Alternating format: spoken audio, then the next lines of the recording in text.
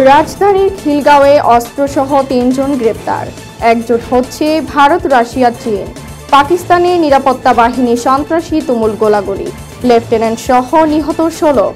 বাংলাদেশকে 106 কোটি 30 লাখ ডলার দেবে জাপান। আমন্ত্রণ জানাচ্ছি মাস্টার মিডিয়ার সংবাদে। আমি সাথে আছি সুমাইয়া নাসরিন। রাজধানীর খিলগাঁও থানাধীন নিউ রসুলবাগ এলাকা হতে অস্ত্রসহ ৩ জনকে গ্রেপ্তার করেছে র্যাব।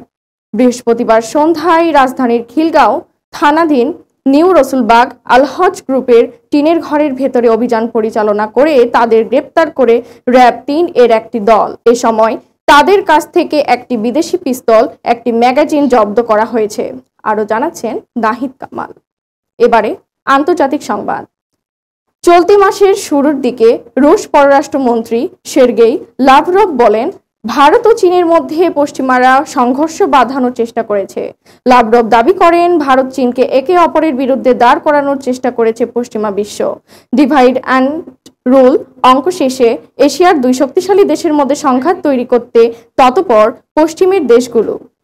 আরও দেখুন ডেস্ক রিপোর্টে। তারপরে থাকছে দ্বিতীয় সংবাদ। পাকিস্তানের খাইবার পাখতুনখোয়া এবং বেলুচিস্তান জুড়ে অভিযান চালিয়েছে দেশটির নিরাপত্তা বাহিনী। এতে নিরাপত্তা বাহিনীর 4 সদস্য সহ 16 জন নিহত হয়েছে বলে পাকিস্তানের মিডিয়া উইংয়ের পক্ষ থেকে বলা হয়েছে। পাকিস্তান আন্তঃবাহিনী জনসংযোগ পরিদপ্তর ISPR এক বিবৃতিতে জানিয়েছে, অভিযানে নিহতদের মধ্যে রয়েছে ভারতীয় প্রক্সি গোষ্ঠীর 12 সন্ত্রাসী। সেই সঙ্গে সন্ত্রাসীদের সঙ্গে তুমুল গুলি বিনিময়ে লেফটেন্যান্ট সহ 4 সেনা শহীদ হয়েছেন। এরপর থাকছে বাজেট সহায়তা। রেলপথ উন্নয়ন ও অনুদান হিসেবে বাংলাদেশকে 106 কোটি 30 লাখ মার্কিন ডলার সহায়তা দেবে জাপান।